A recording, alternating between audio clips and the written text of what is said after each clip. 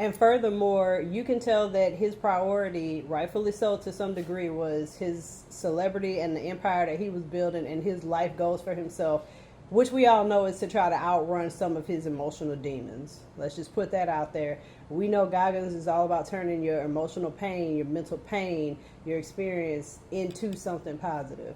So it's not far-fetched to see that probably around about 7 years old, when those pictures stopped, I noticed when those pictures stopped, there was pictures of her all the way up till she looked like she was about 7 or 8, and we don't see anything else after that. There's no prom photos, there's no dance recitals, none of that stuff. It's pretty clear to piece together around about 7 or 8. He got really enmeshed in his own stuff, and then probably the mother was also really bitter as well. So Jay's gonna have to look at her mother too at some of that stuff, but that hardly ever happens. I won't lie. It takes a child a very long time to come to terms with their other parents' manipulations as well, because then it's like I have no parent, and I kind of feel like that's sort of a track with David and Jade.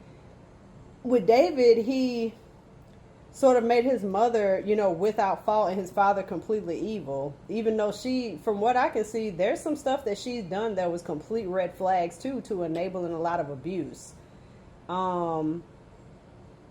So he also is not about to hold her to that task, because his own mother to that task, because then he has no one. If you've been emotionally abused as a child, your one parent is evil. You got to cling to the other one, because if you don't, then you have no parents.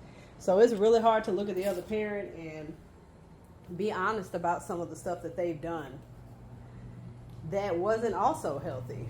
So I kind of think it's probably the same with Jade, to be fair. It kind of seems like she has, completely shut out anything that her mother might have done wrong and is putting it all on him. So I will give him that. But at the same time, David didn't do himself any favors with those text messages and the